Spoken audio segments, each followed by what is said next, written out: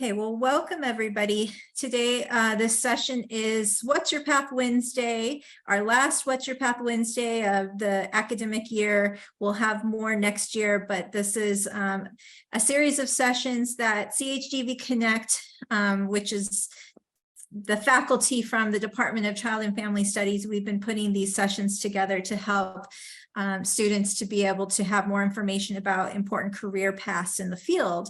And so we use this as an opportunity to give you information and to bring alumni in who can talk about their own experiences, so you can also get to see how people actually navigate some of these careers. So this evening, we are very lucky. We are joined by Emerald Williams. She is a special education teacher. She's also in our master's program at Cal State LA. And so she's going to, she completed the special education credential at Cal State LA. She's completed a lot of different master's courses in a couple of different master's programs here at Cal State LA. And so she's going to be able to give you a lot of insight into what it's like to actually be in a credential program, to be a teacher, and give you some advice on navigating this pathway. I'm Dr. Dennis. I am the chair of Child and Family Studies. I am not an elementary school teacher or a K through 12 teacher, and I've never been a K through 12 teacher. I've been a faculty member. I have a PhD in developmental psychology. So teaching K through 12 is not necessarily my area of expertise, but I have learned a lot since I've been the chair of this department. I work closely with the College of Education that provides the credentials. And so I'm going to provide you with as much information as I can to help you on what is the advice that you can do as an undergrad to help you be prepared for the credential programs and the different options that you might have for credential programs. But I don't have all the answers, but I'll try to point you in the direction of answers that will be helpful for you. So we're going to start with just a quick overview to give you an idea, just because some people may not be very familiar with what a credential is. You know, you've heard about it, you know that it's required, you don't necessarily know what it is. And then what are the different credential options? So we want to make sure everybody kind of knows what it is before we talk about Emerald and her experiences in a specific credential program. So the things that we're going to be covering today are all of these things. We're going to talk about what it is, what the options are, what the experience is like, and then we'll get into, you know, how should you go through it? What is the pathway? How should you apply? And then what kinds of experiences can help you prepare? Where can you get advising? So I'm going to try to answer all of this tonight. We'll see what happens if I can actually do all of that. Okay. So a little bit, first off, what is a credential? You know, a credential is what is required to be a teacher in the state of California, at least to be a K through 12 teacher in a school district in the state of California. You can work at private schools or charter schools sometimes. You can work in early childhood education without a credential, but if you want to work for the school districts, you do need a credential. And so these are all of the things. A credential is provided by the Teacher Credentialing Commission. But these are all of the things that you have to do to get the credential. So the first is you have to have a bachelor's degree, and it doesn't have to be in child development. It can be in a different, major, but child development is a great major for people who want to be teachers. You do have to take the CBEST or satisfy the basic skills requirement. And I'll talk a little bit more about that in a second. So that just means the basic shows that you can do the basic skills of English, writing, and math. You also have to complete a subject matter program, and so that, or the CSET exam. And that means that you can show that you have that you have expertise in a particular subject, or if you're going to teach elementary school, that you can teach multiple subjects, at least at the elementary school level. So the subject matter CSET, it depends on whether you're going to be a high school or a middle school teacher, in which case you would only have to show that you can teach that one particular subject that your credential is in, the single subject. Or if you're going to do elementary school, you would need to do multiple subjects. You have to show that you can teach the multiple subject. You also have to do the RECA, and we'll talk a little bit more about each of these assessments in just a second, but the RECA is specifically about reading instruction. So you have to pass a test that shows that you can do reading instruction. You have to, especially if you're going to do multiple subject special ed or pre-K, because you will be teaching them how to read at all of those levels. And then you have to complete a credential program, and that is where it's usually about either 36 units to 48 units of courses. These are beyond the bachelor's degree, so these are other courses. Some of them could be while you're in the bachelor's degree, but there are a specific set of courses that have been approved that are related to teaching. And so you have to complete a credential program. Then you still have to do more things. You still have to do a U.S. Constitution exam or class.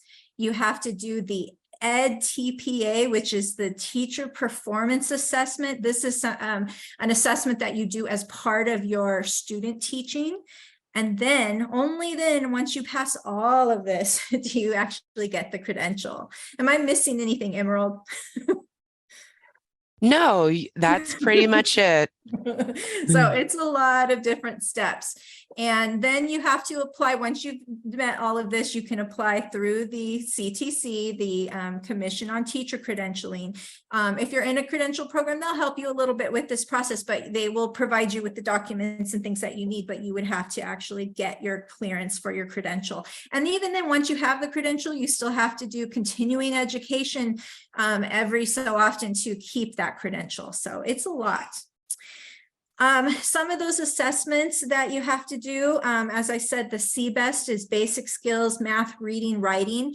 It can be a test, an actual, exam that you take.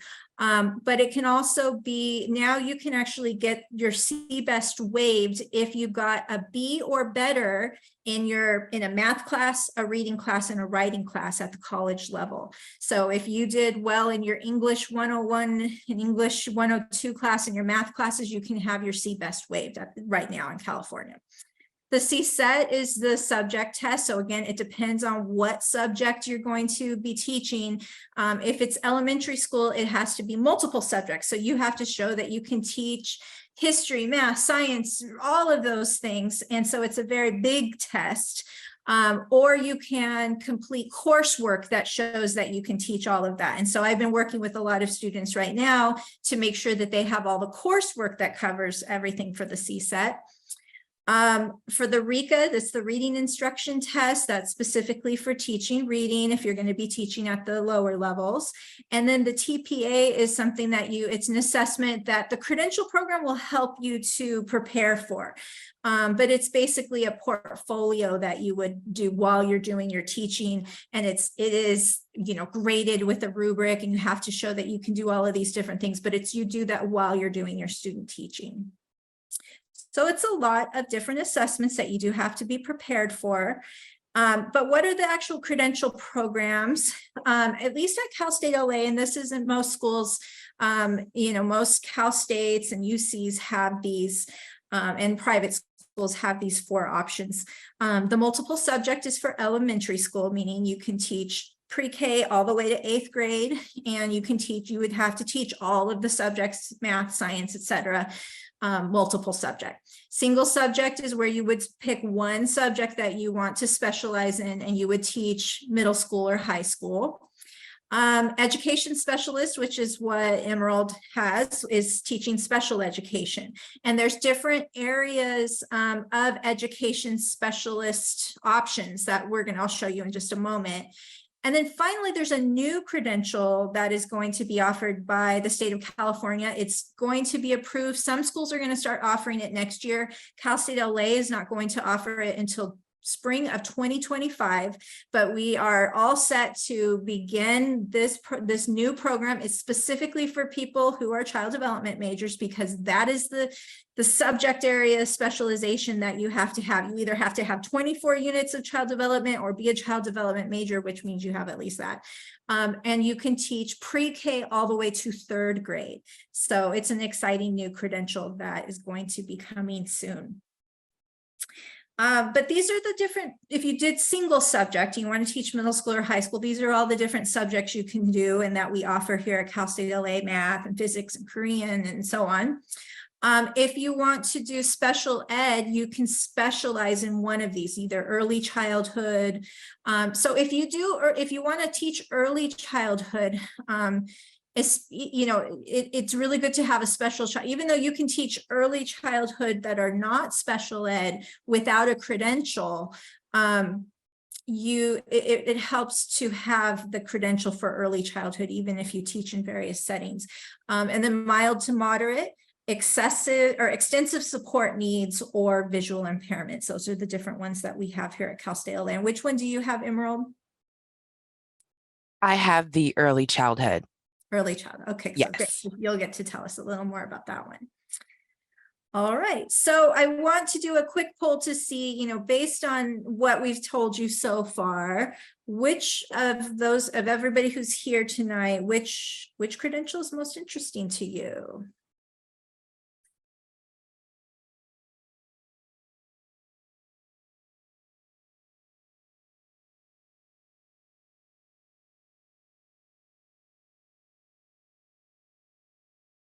Okay, I'm going to end the poll. And it looks like about most of you are interested in the multiple subjects of the elementary school, but we also have a lot of people that are interested in that new credential, the early childhood education, PK3.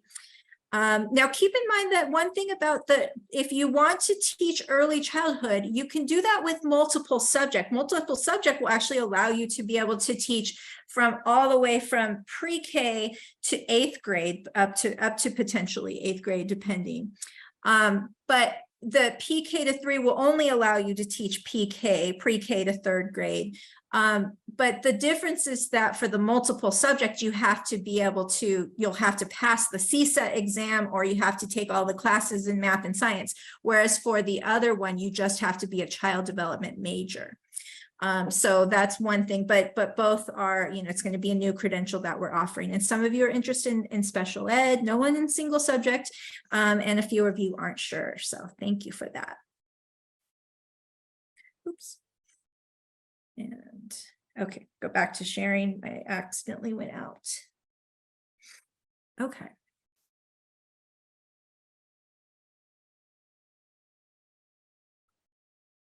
Okay, so our next is that now we're ready to have our conversation with Emerald and tell us more about what the credential experience is actually like. So, so tell us, you've told us a little bit which kind of credential you have, but why did you choose this credential, and tell us a little bit more about that. Okay, well, tying into my background, I was a child development and adolescent major for undergrad, and I attended San Francisco State. I had a minor in criminal justice, and I got a certificate in nonprofit administration. The reality is I was going to be a lawyer after my undergrad years. I interned with the Air Force through a nonprofit program, and I worked with young children in their child development centers. My background was in older kids, middle school, high school, and it was the first time I worked with little ones, and it blew my mind that at such a young age, little people knew stuff, you could teach them, they were sponges. So after the year abroad, I came back and I realized I really wanted to do work with young kids. And I started working as an instructional assistant, so like a paraeducator with Long Beach Unified, and I worked in a kindergarten, first grade combo class. And I thought the teacher was amazing to see the different needs, and it was a mild moderate class. So to see that this one teacher had two different grade levels and she was doing all this amazing stuff. And here I felt like, oh my goodness, I could never be a teacher. She's like, you should be a teacher. I was like, no, like I need to know the answers of stuff. And I don't know the answers. So that just makes me anxious. She was like, there's the teacher edition for books. You'll get the answer. You'll figure it out. And it just clicked for me. So I decided that I would take some classes, exploring special education. And the more classes I took before I actually entered into the program, I realized, okay, this will be the route for me. I chose early childhood, one, because at the time, you didn't need to take the RECA. I should clarify that I have been a special education teacher for 10 years with LAUSD. And at the time, you didn't need the RECA.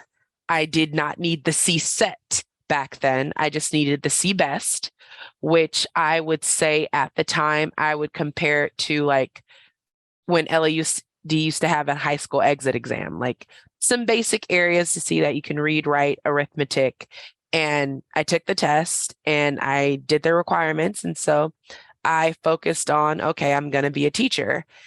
And early childhood for me, from my experiences as an instructional aide and working for other districts, I felt like the younger I could work with them, I felt the more impact I could make. So I wanted little ones that were malleable and I could grow them and learn along with them.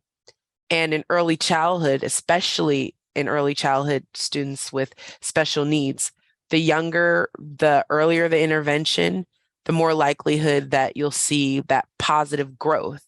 And that's what I wanted to be a part of. I wanted to be at that early stage. Excellent. So thank you for sharing all of that. And I think it's important to know, what it was that first got you inspired to be in this. So very helpful. All right. Well, so you told us a little about your educational path. You got your bachelor's degree in child development from San Francisco State. And then it was later that you decided, okay, I'm going to go back to get my credential. And you came to Cal State LA for the credential?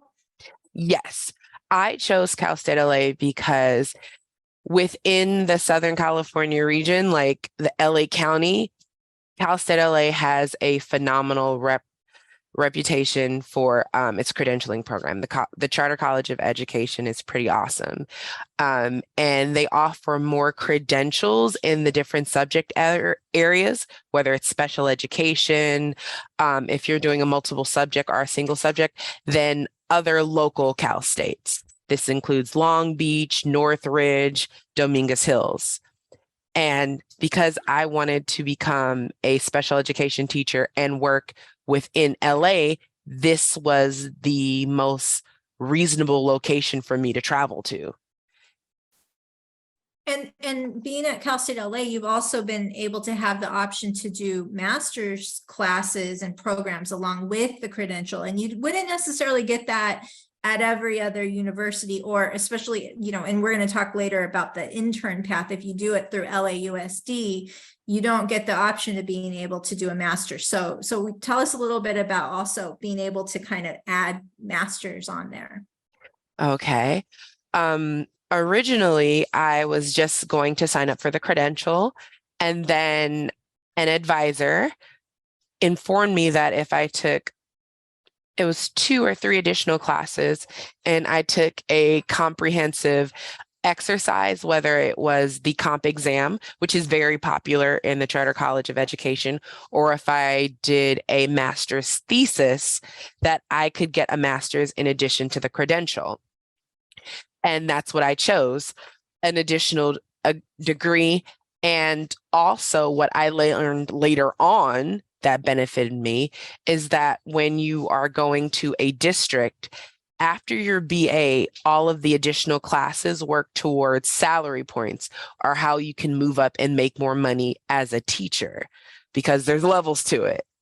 And just the prestige of having a master's in the subject area of what I was teaching, I felt something for me, like, not to be self-centered, but you can be like, oh, I have a master's. Like, yes, I have a credential, but I have a master's in this area. So that is what also attracted me to the program here at Cal State LA. Great. And you got your master's in which specific master's did you choose? I have my master's, it's in special education, but the concentration or the emphasis is early childhood special education. And then you're also working on your master's in child development too. So yes, that's its own story.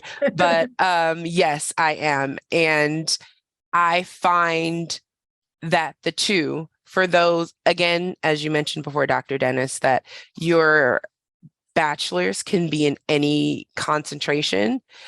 But I find that working specifically in early childhood special education, the benefits of a child development degree, because you learn the global areas of development of a typical child. Now, when working with students that have additional needs, they're diverse learners, you're looking at different approaches to what is normal and understanding what methods and strategies to support the child where they're at to meet future goals. So I feel that a background in child development has really supported me as an instructor, but also the families that I support. Like, I can articulate where we see the challenge from the theories and the knowledge and how we're going to move forward with strategies and supports.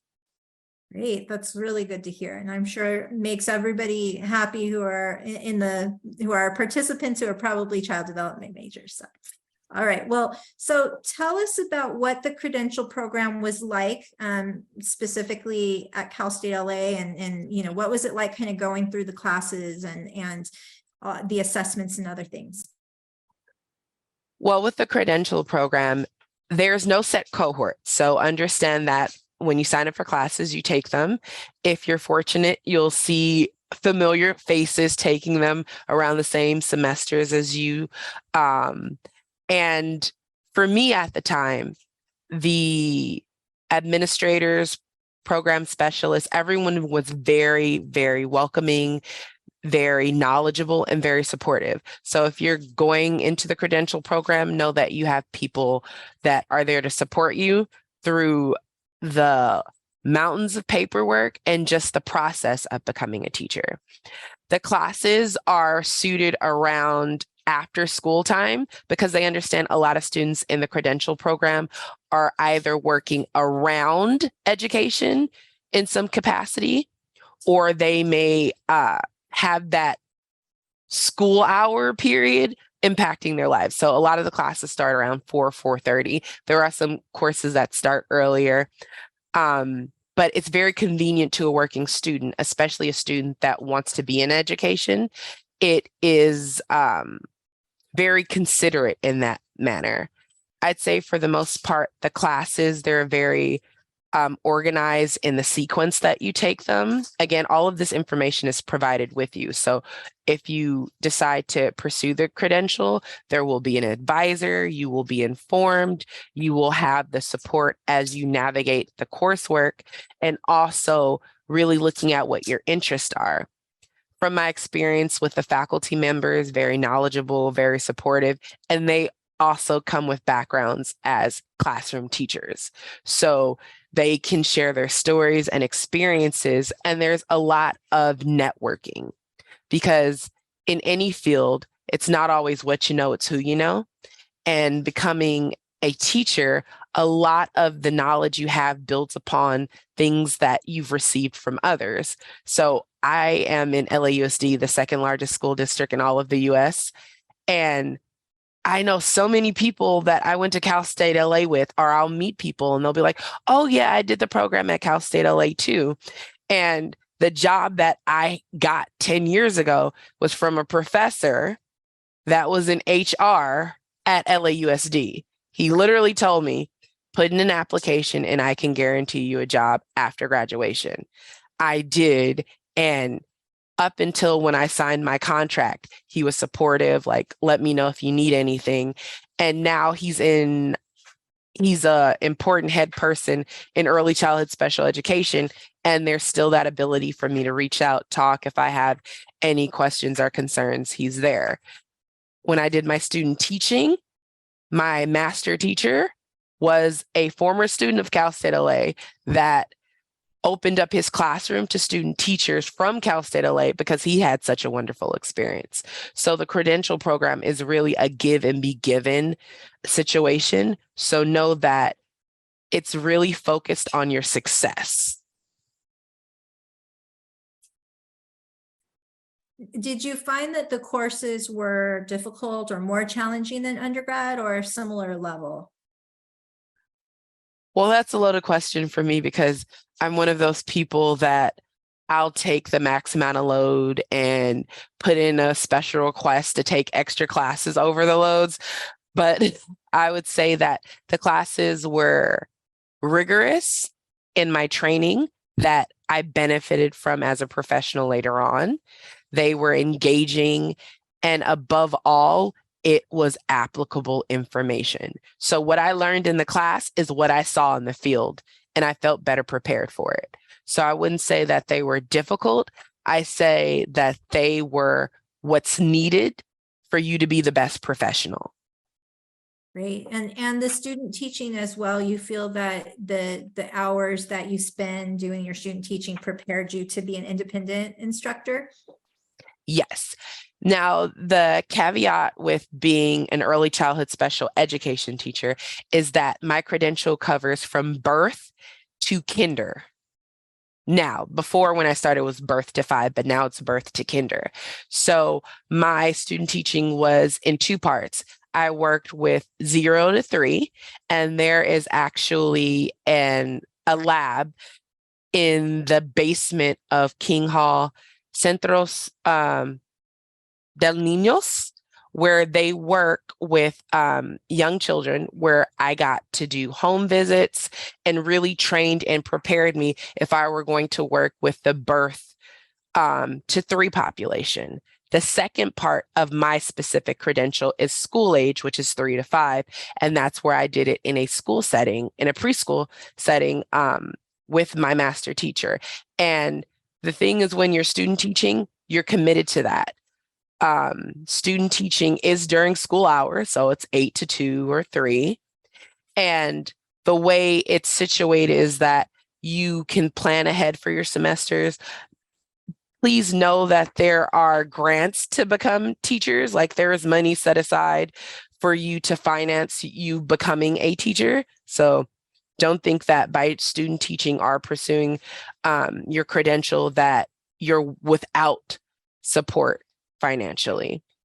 And I would also say that your student teaching is like the last opportunity you have to realize if teaching is truly for you, because you are guided and supported by your master teacher. You get to learn the ropes. They show you tricks of the trade with lesson planning, classroom management, and you're really there mentoring under them. And so as you get to the end of your student teaching, you'll take on more roles, more responsibilities, and leading the classroom that you're in more, less as an assistant and more as the lead teacher. And it's very important that not only that you take this opportunity to learn, to grow, know that it's all right to make mistakes because you are a student teacher, but it gives you a very real experience of whether or not teaching is for you. But for the most part, you complete your student teaching, you're going to be a teacher. And good days, bad days, you're most likely going to love it. Good. Well, that's good to hear. Now, the next part, though, is what was the process of completing the credential like? So like the Ed TPA and any other assessments that you had to do. So you said you didn't have to do the RECA as special ed, and you didn't have to do the CBEST.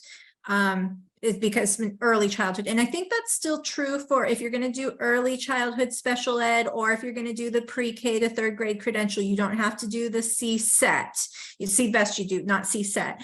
But I think you will have to do the RECA for the PK to 3. So, but you don't know about that.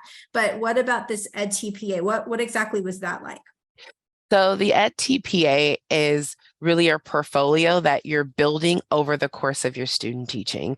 It is a means of documenting how you are assessing yourself and the state standards of what a teacher should be, and also how you are reflecting on your development as you're becoming a teacher.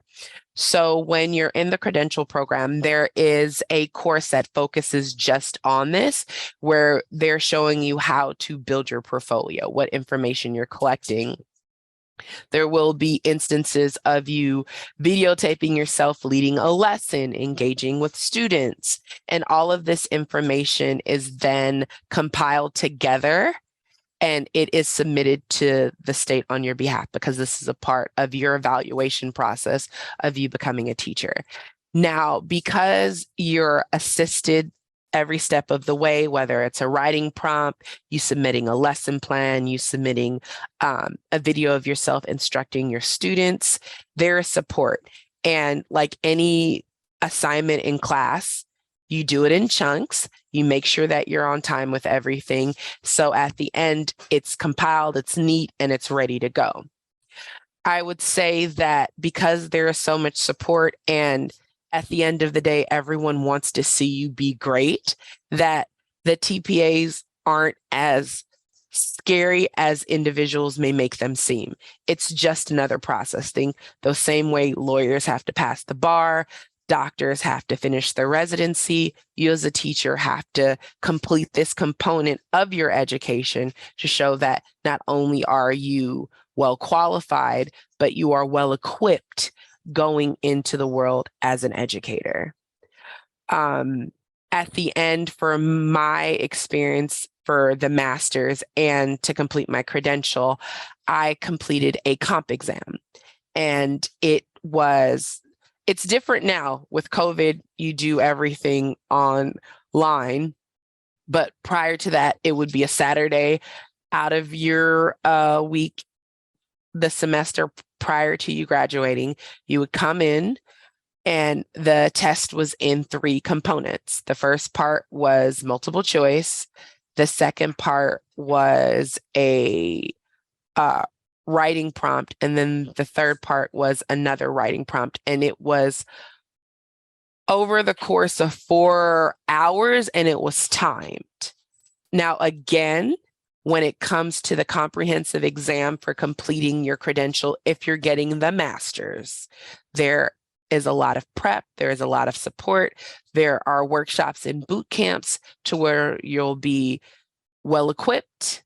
And again, the staff and faculty are very supportive to where going into this, you will understand what you need to know and moving forward. And what I love about this process is that when you're doing the comp exam and your final assessment, everything is applicable. So it's not some obscure information in a textbook that you read and you have to remember for a midterm. No, these are how you are going to be in a classroom. So it's not something you have to fabricate. This is coming from your experience as a student teacher. This is coming from the knowledge that you've learned from your coursework and content. So it's really you just showing the governing bodies that you know what you know, and you're going to be good at what you do. Great. And a lot of times there are, you can repeat the exam if, some people aren't great with tests, and maybe the first time, you don't do well. And so you can usually repeat it, or with the master's, sometimes they will allow revisions. I know in our master's program, you finish the comp, and then if you don't pass the first round, you do get a chance. You have a week to revise. So, there's always that. Yes, for the comprehensive exam, that if you don't pass one of the parts, then you just retake the part that you've missed. You do sit with an advisor, and they go over what your responses or answers were and give you the support to where you'll do better the next time. Again, everyone wants to see you be great, and understanding the importance of being a teacher, that they're going to be there to make sure that you get all that you need. Great. And so then my next question is, how have you used your credential in your professional life? I know, you've been a teacher for many years. So basically, it seems like it's paid itself off.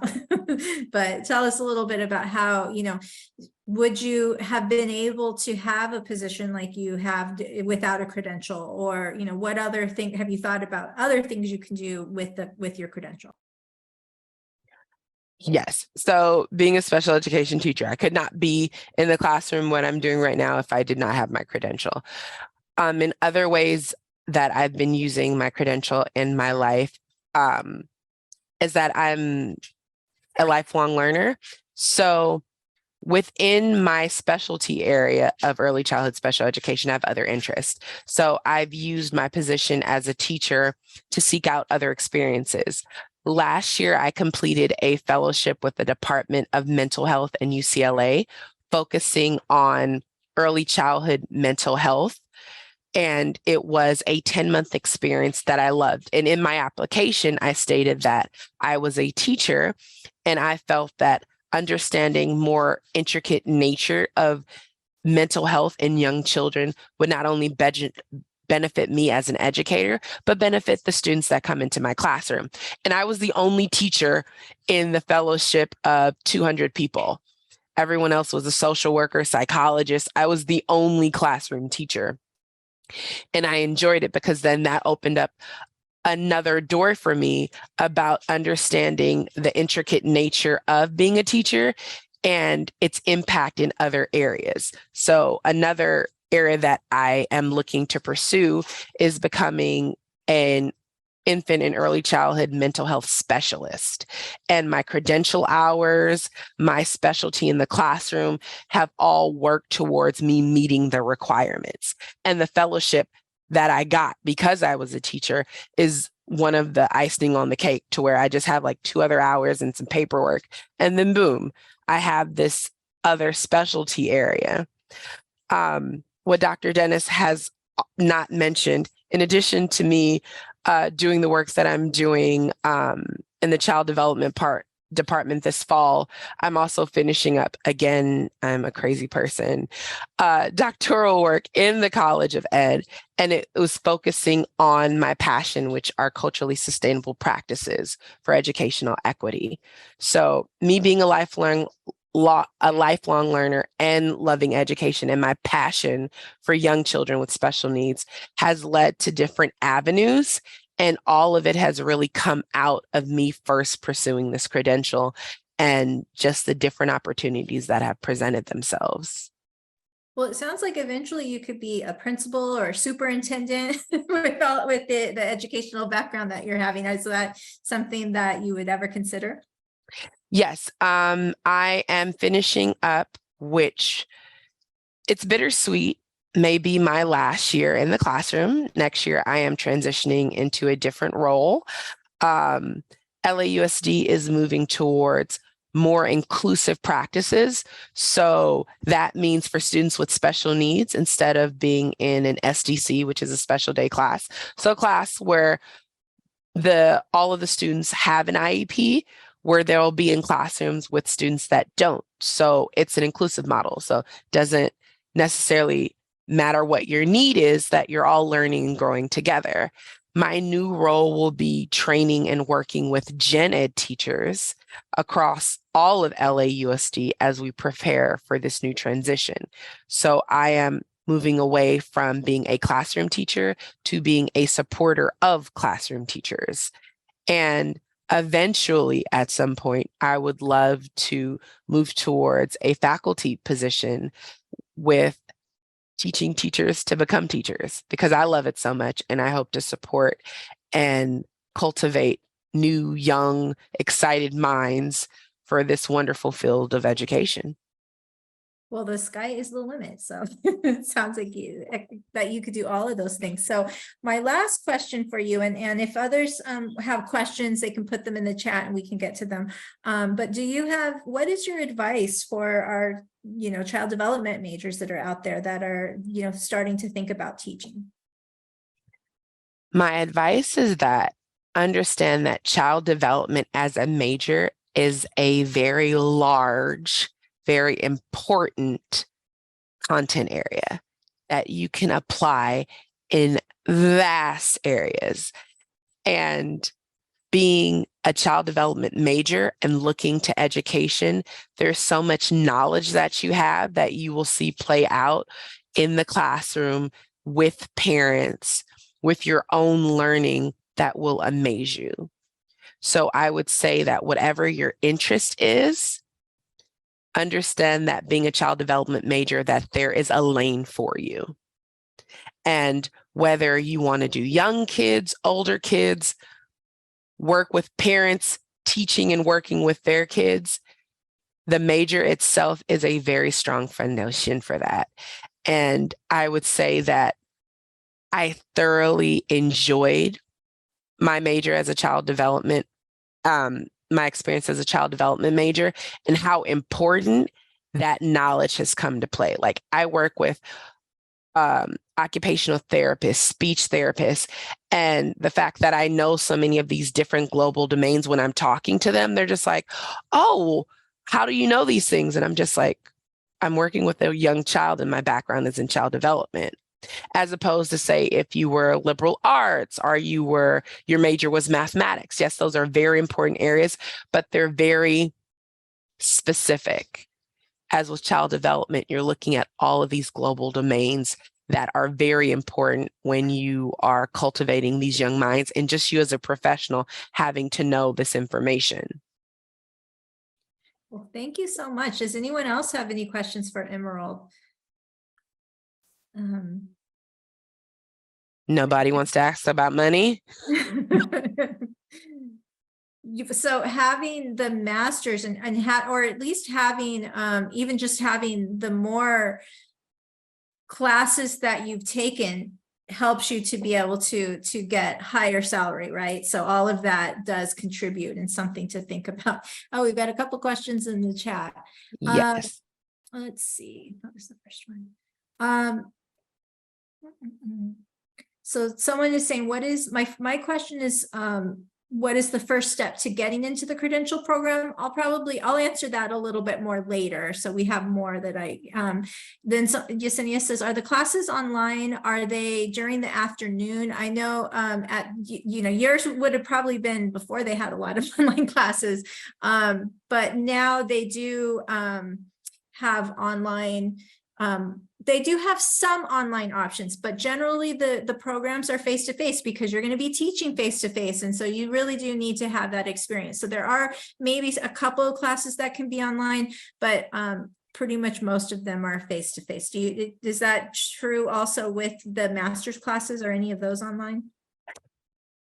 Coming out of COVID, it's the Cal State LA policy now has been to move towards more online. However, a lot of professors are looking at accessibility and what works for students. So there are more online options or hybrid options as well. And most of the classes are in the afternoon or in the evening. So yeah, you can work full-time, although, especially if you're working and teaching, that helps. Is it, if you're working for LAUSD, for example, can you use, like your work hours as your student teaching, or does it have to be separate? No, if you were already working with LAUSD in a teaching capacity, then the credentialing program would probably suggest you become a university or a district intern, because you're basically learning to become a teacher as you're doing the job. So if you're in a position to where you're teaching, you can use that as your student teaching hours. Like, there's a path for that. Now, when you're doing your student teaching, understand that your student teaching is anywhere from a semester to 2 semesters, depending on what your credential is. And it's highly suggested that you focus on completing your student teaching hours. However, if you were to be a special education teacher, for example, the Charter College of Education has weekend programs. I know COVID shifted things a bit, but it was to where you can do student labs, your student teaching hours on the weekends at Cal State LA, where they provide the classrooms, they have the students, you get the support to where you're still able to continue working if need be during your regular Monday through Friday situation, and then on the weekends being able to complete your student teaching hours. Again, there are a lot of different options and avenues to be able to achieve your credential through the Charter College of Education. They've thought of different ways to help the various lifestyles of students as they're on their path to become a teacher. Thank you. And then one person did say, how good is the pay? Do you happen to know what the starting pay is for teachers in LAUSD? So for LAUSD, if you are you have your credential and just your basic BA, the starting salary now is like 65. Mind you, we just got a raise, a 21% raise. So it is higher than most districts. So I could pull up the LAUSD pay scale to give you an idea of where things are currently. And then, so give me just a second. So in short, yes, the pay is nice. And in another 11 months, the pay will be even better. For an individual like myself, I'm maxed out on the pay scale, meaning that I've taken the max amount of classes to get the max amount of points, to get the max amount of money LAUSD will pay for my position. And it's not bad. It's not bad at all. I can tell you that. With And the paying, one thing that I'm we know sorry. is that, that if you do private preschool, for example, the average pay tends to be like 40,000, even with a bachelor's degree. So this is Yes. significantly more if you do go to the effort of getting the credential. And can you work during the summer? Can you get paid? You probably can get paid extra if you do summer teaching or you do other things like that. Yes. In years past, working summer school was just like getting a paycheck on top of a paycheck. Like, I'm not prudent. People don't like talking about money and numbers and figures, but before our pay raise, I was clocking 90K. So after our pay raise, I'm going to be up there, Yeah. past that. So the money is good. Know that it is a lot of work, but you are fulfilled. And also know that no one gets into teaching for the money. I mean, I'm thankful for what I make, but it's the passion that's behind it. And if you do pursue it, yes, there's the passion, but you won't be as poor as they make it seem. When people are like, oh, teachers don't make money, depends on the district, depends on what your level of education is, and then the dollars will follow. Well, thank you so much, Emerald. I know that you worked all day today, so you can certainly don't have to stay. And I'm going to continue with some more information for students about the pathway into the credential and some other advice for them. But thank you so much for sharing about your experiences and the inside scoop on everything. So I really, really appreciate it. I think it was really, really helpful. So thank you so much. It was my pleasure. To everyone, I wish you well. May whatever your passions are, may you find the job that you can tie a paycheck to it and get paid to do what you love. Thank you. All right, so now we're going to continue to talk about the path to the credential. So this is focused on teaching credential. Someone in the chat was asking about health or pediatrician. That is not teaching credential, so that we're not talking about that today, but you can email me and I can kind of give you some information about that separately. But or like nursing or anything like that, we're not talking about that this evening either. We're talking about classroom teaching credentials. So today, let's see, what are the paths to the credential for child development majors? So hopefully most of you are aware, you can choose option 1 or option 2. And, option 1 can be for various career paths, including things that might be if you want to work in health or pediatric settings, or if you do want to be like in mental health, you want to work in social work, all kinds of things. All of that can be for option 1 because it's general. Option 2 is specifically for people that want to do the elementary school teaching, because instead of whereas in option 1, you're going to do electives, and with your electives, you can kind of mix and match to help you focus on some of these other topics. With option 2, you're going to specifically to be taking all the classes to become an elementary school teacher, all of the elementary, so that you can waive that one exam, the CSET, the multiple subject CSET.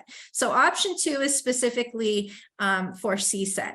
And so the advice is, if you're interested in, just PK to 3, or if you're interested in middle school or high school, then probably option 1 is fine. Go with option 1. But if you know for sure that you want to teach K through 8th grade, and you want to be able, including special ed, if you want to teach mild to moderate special ed in elementary school, you will also have to do the CSET. So option 2 is really good, especially if you are a freshman or a sophomore and you still can do option 2, then do option 2.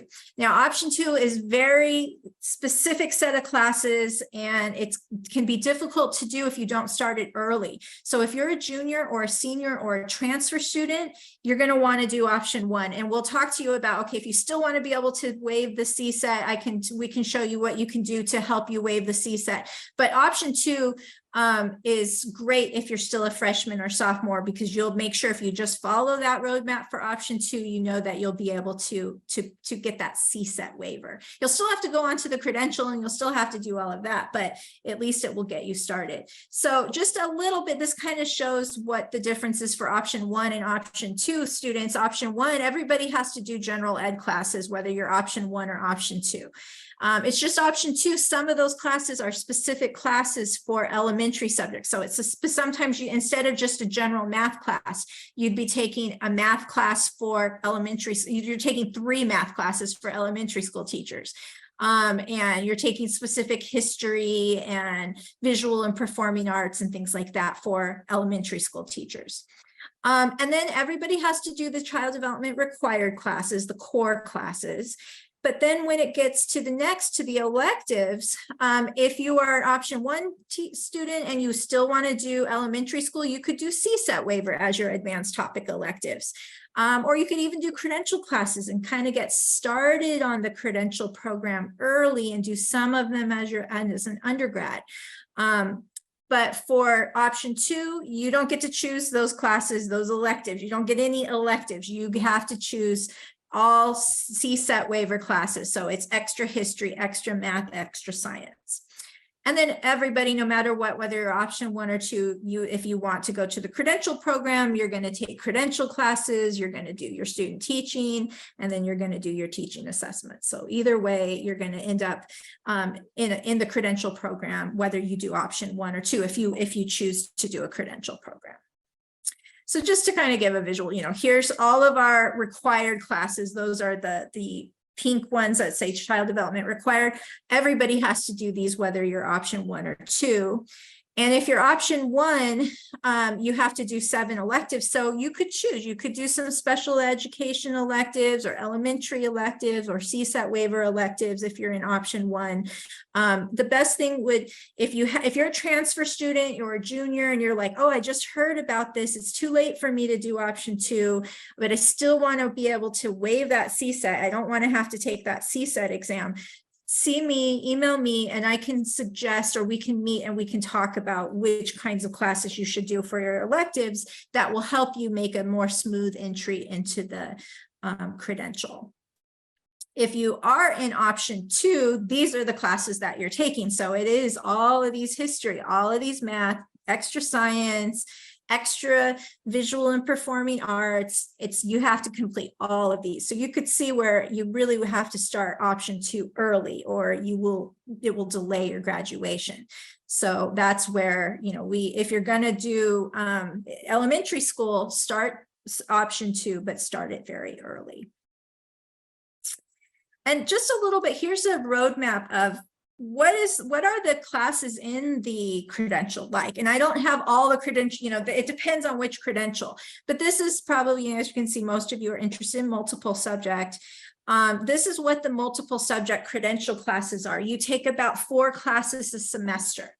And some of the classes, these ones that are up here, the EDCI 4010, and these ones that are in the middle here, those are semester 1 classes, but they could be taken before you start the credential. So these are classes that could be taken as electives. You could take them when you're still in undergrad. You don't have to be admitted into the program in order to take these. You could take those soon, now. And so those are definitely classes you could take before. And then you would be able to finish your credential in only 3 semesters instead of 4. And then you notice the last semester is when you especially do your student teaching. Most of the last semester, you're only really taking 3 classes, and one of those is a student teaching class. Okay, but one class that you can't take until you are actually admitted in the credential program is the EDCI 4000, because it actually involves a little bit of student teaching, and you will be placed, you do some field work in a classroom, and so you do have to be admitted into the program first.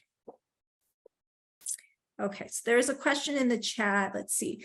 What are the CSET courses for to get you prepared? Yes, the CSET courses are in, extra courses in math and go back in math, history, because if you're going to be an elementary school teacher, you have to teach all of these subjects. You have to teach a little bit of science, a little bit of math, a little bit of history every single day.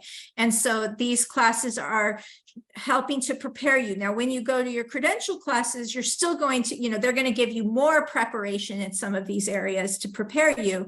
But these will make sure that you really understand enough math that you can teach, a 7th grader or a 5th grader if you had to, enough science that you can teach at those levels. Okay.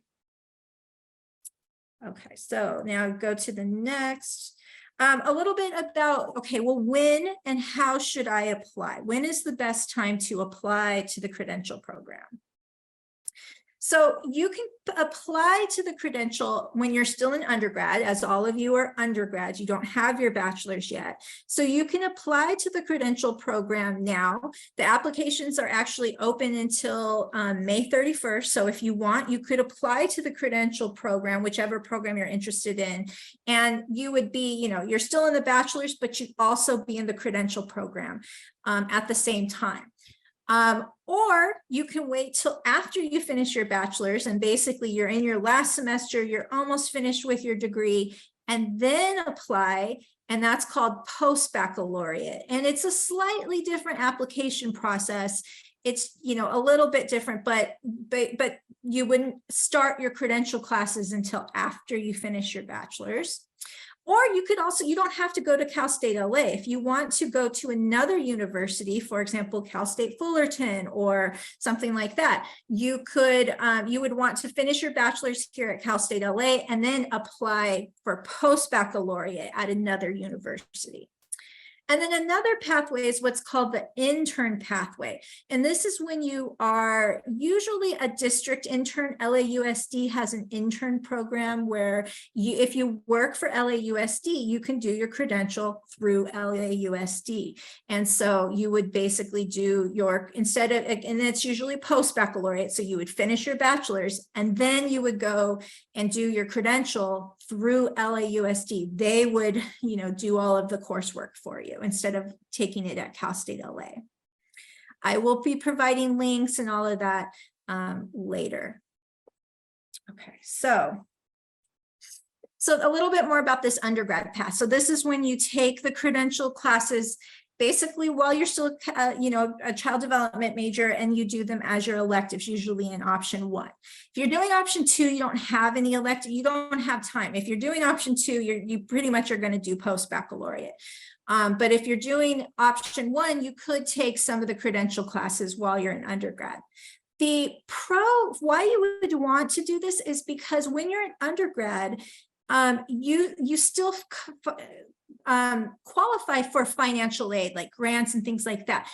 As Emerald said, there's some grants that you can get when you are in the credential program, but sometimes you don't qualify for as much financial aid when you are after you've graduated. And so sometimes, so the tuition is lower for undergrad classes, and it might be a little bit cheaper for you to finish the program because you can use financial aid for it a little bit more when you are an undergrad. The GPA requirement is a little bit lower, and it gives you more time before you have to take the exams.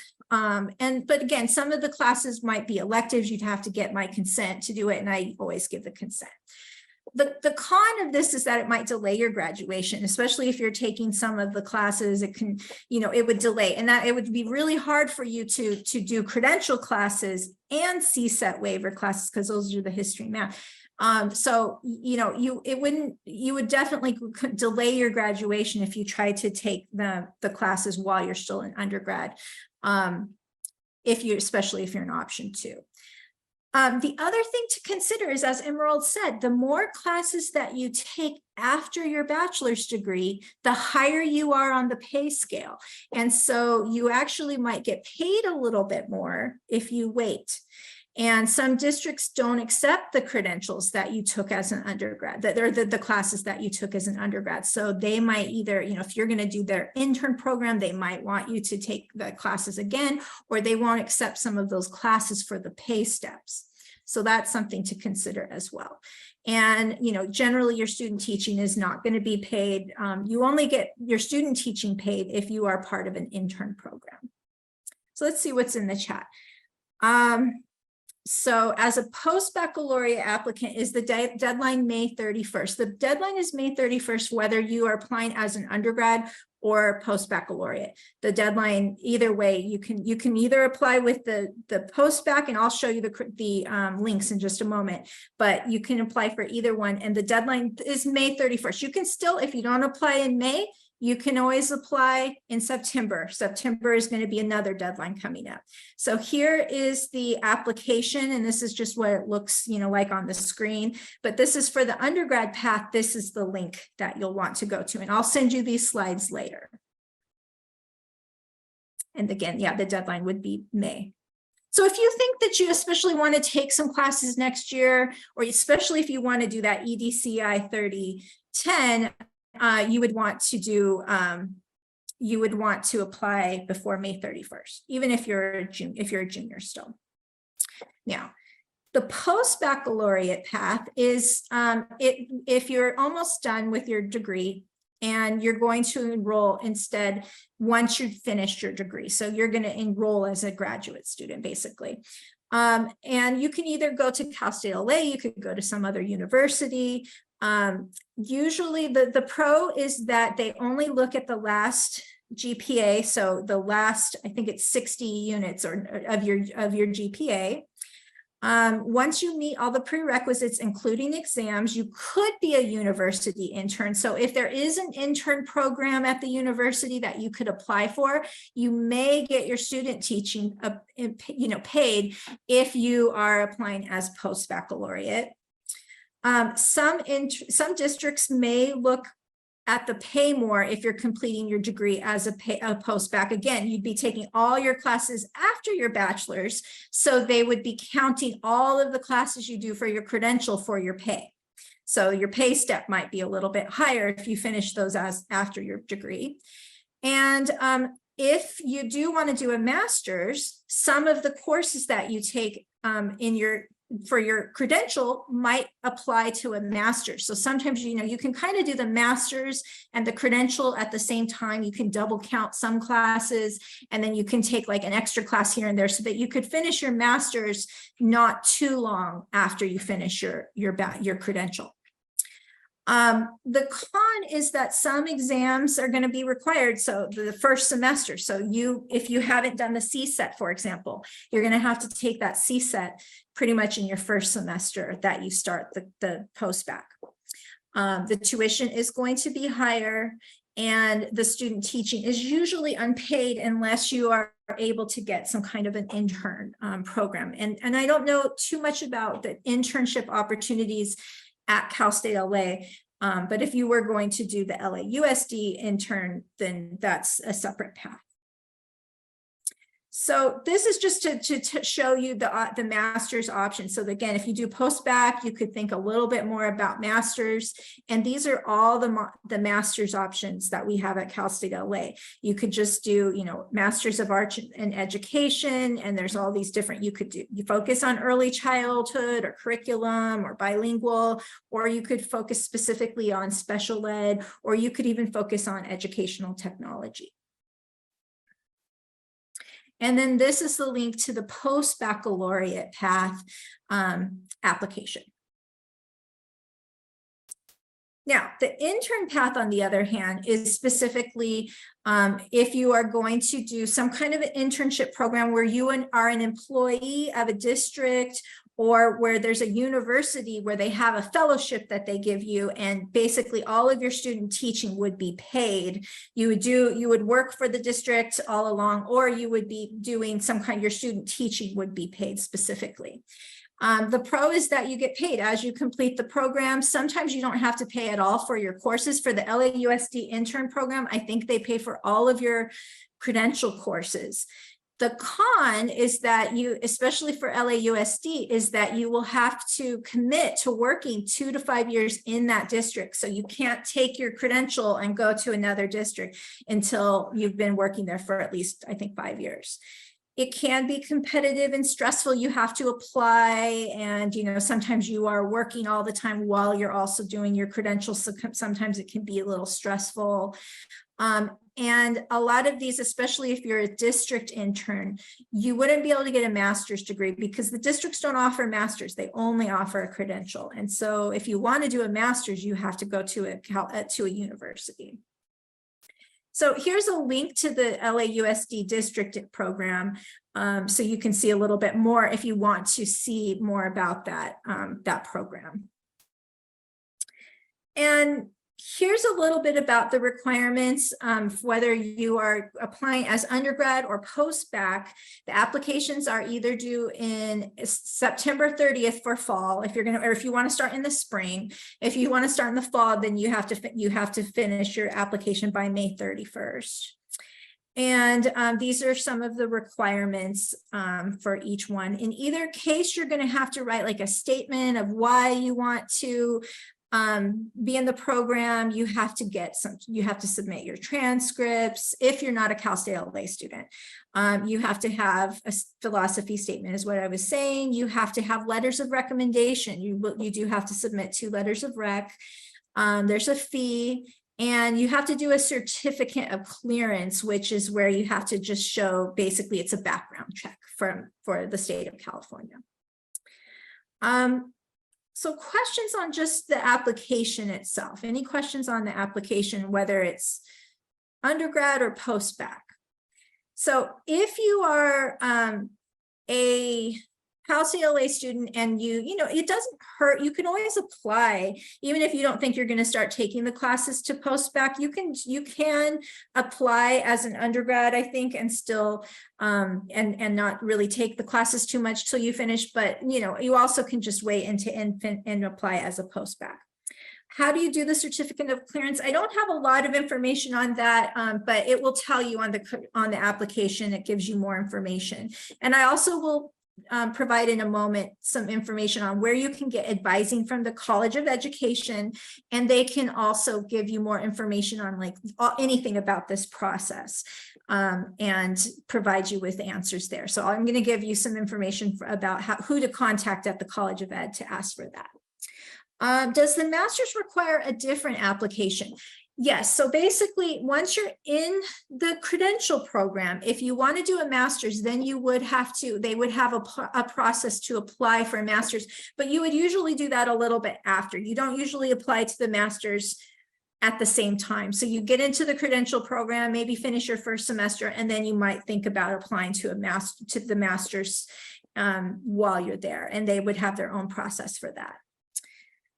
September 30th is the deadline. Yes, if you want to start in the spring 2024, exactly. Any other questions? Okay. All right. So that's the application process. It's not, once you get in and you take it and you do the application process, it's not too bad. But what can you do to kind of help you prepare to be a teacher in general?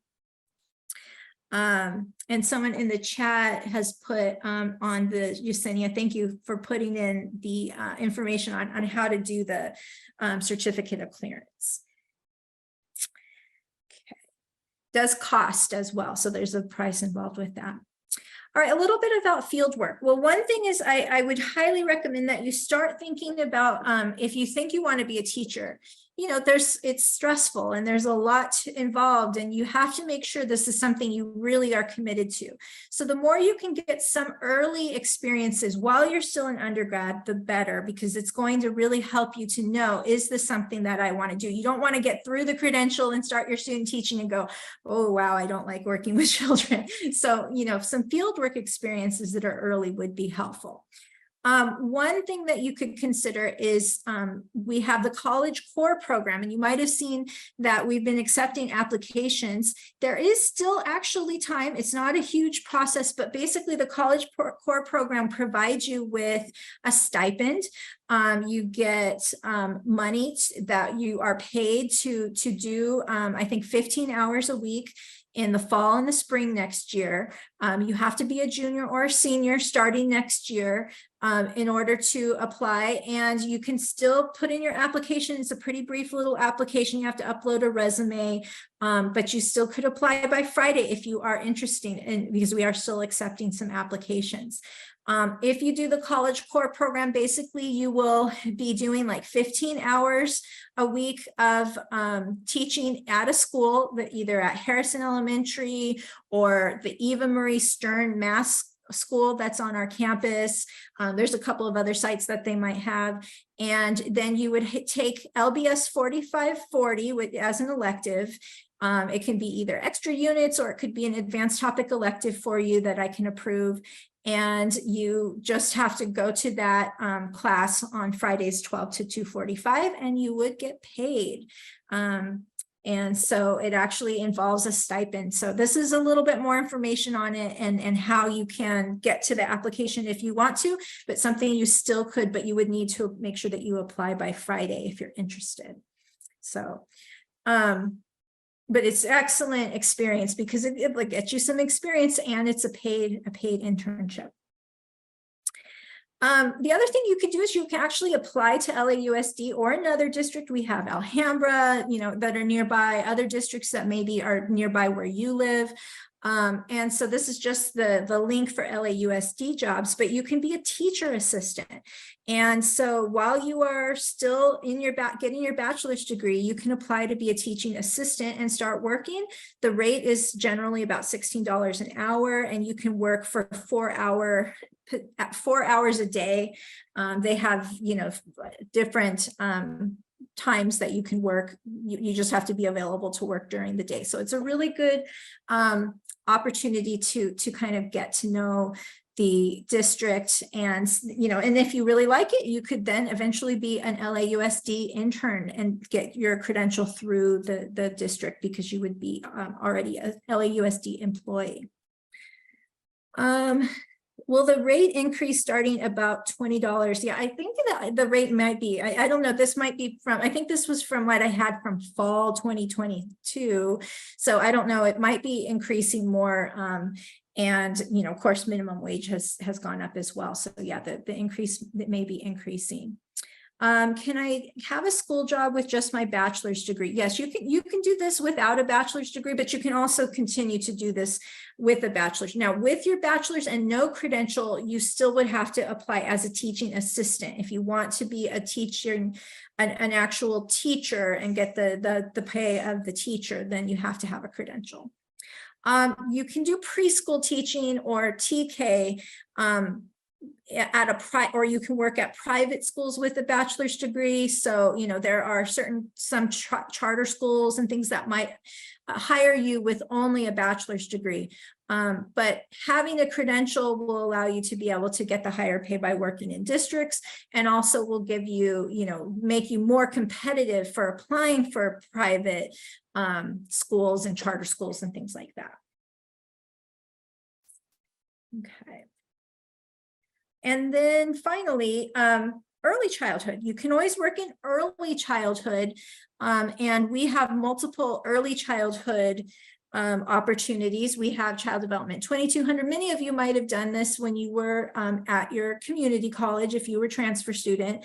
If you already did, the practicum class at your community college, then instead you could take Child Development 4950 or 4980. If you already work at a preschool, we have a new class called Cooperative Education that allows you to get units for, towards your degree. It's basically a 3-unit class, and you can use your paid, work site as your field work site.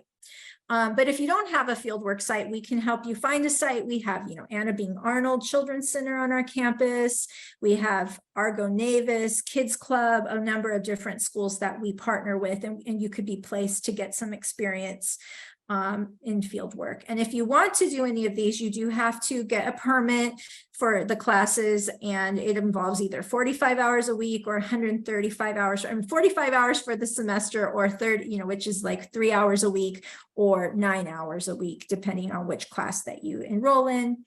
And you do have to have proof that you have done your immunizations, and you would have to have like a live scan for some of them. So just, what do you need? What are the qualities that you need to become a teacher? I think, as you can see from Emerald, you need a lot of, you need patience, you need communication skills. You're going to be dealing with children, you're going to be dealing with all kinds of issues, including with parents and with challenges. And so you need to make sure that you can suspend bias, that you're, adaptable and ready to deal with anything, that you have a lot of patience, that you can manage stress, because you are, asked to do so many things, planning and discipline and everything all at once. And so you definitely need to have all of this, and especially a love of learning is going to help you to get through it all and to continue, because it's an extremely rewarding career.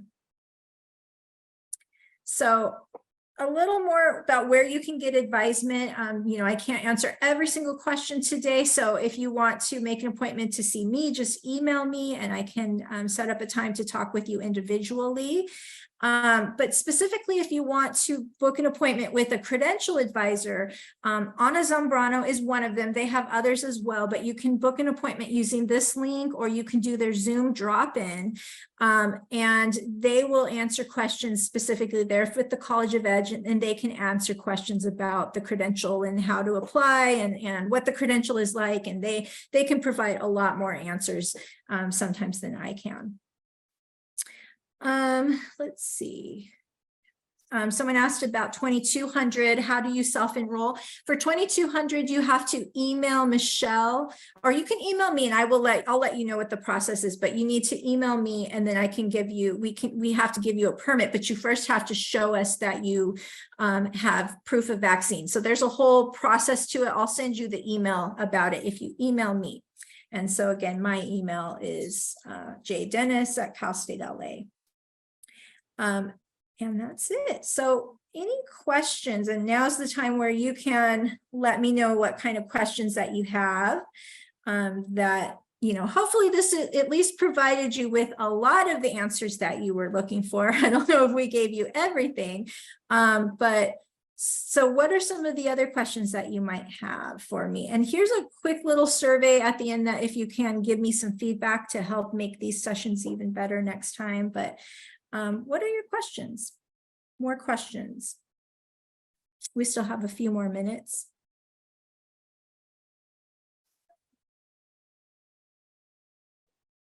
So it's been a long evening. Other questions? I know some of you have taken already taken some credential classes, you know, with this and gotten started on it. Some of you are seniors and are kind of like already into the process. Yesenia, you are applying to Fullerton, is that correct? Or you're going to be going to Cal State Fullerton instead of Cal State LA, is that correct? I was, but you did need to take some prerequisite classes that I wasn't able to take during the undergrad. So they practically said that it doesn't, how do I put it? Like, there's no reason for me to apply if I didn't take those courses. So when I looked into the Cal State LA program, it was a lot easier to do what they were asking for, which was just a CTC, the basic skills requirement, your personal statement, and there was something else, but I can't remember. But it's a lot less what they ask for than what Fullerton asked for.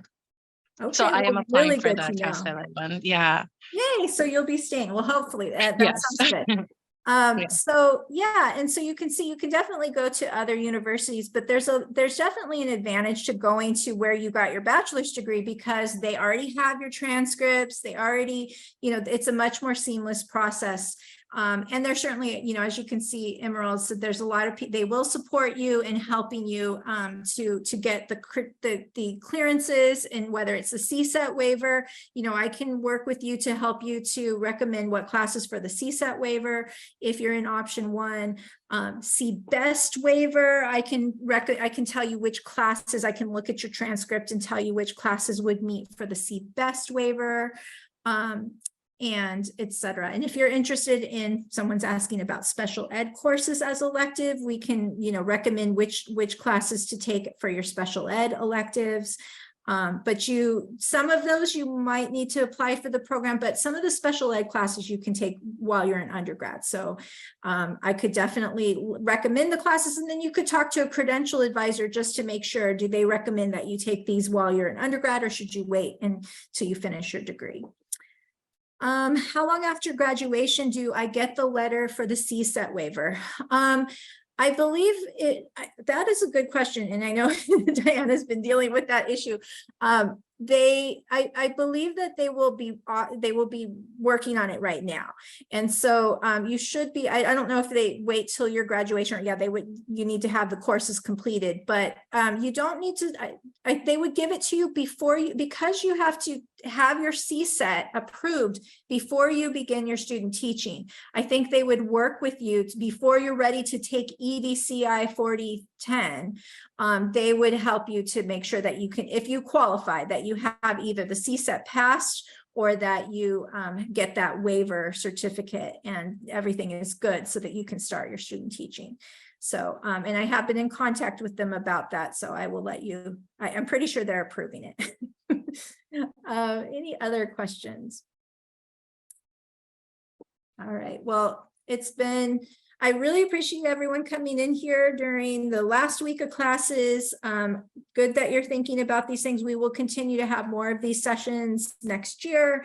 The College of Ed does lots of these sessions as well. And so, you know, seek out an advisor and, you know, make an appointment to see me, and we'll get you on the path to the credential. It's a lot, but it's definitely worth it. And it's a great career. And as you can see from Emerald, it's something that's definitely rewarding and worthwhile. So I hope that, you know, you all continue on this path and that you have good luck on your finals next week.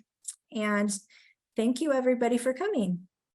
Oh, yes, Yesenia really quick wants to make a comment about the CTC, the certificate of clearance, because she's already gotten it. Go ahead, Yesenia. Yes. So when you click on the web page, it talks about to print out 3 forms, 3 of the copies of the exact same form. Ignore that. That's for people who already completed the CTC and are trying to renew it. You just make an account for the educator login, and then once you log in, there should be an option that says new CTC or new certificate of clearance, and it's just a process of putting your information in, like your social security, your address, your all your personal information. And then at the end, it should ask for a payment. And usually it said it takes 10 days, but I got it the next morning. Like I did it in the night and then I got it in the morning completed. So it's a lot easier than I thought because I didn't get help. But it's just a lot easier than it looks. Yeah, that's good to hear. So it's something that you still have time to do if you plan to apply to the credential before May 31st. So, all right, again, thank you, everyone. Have a great evening. Oh, I have a quick question. Mhm. Like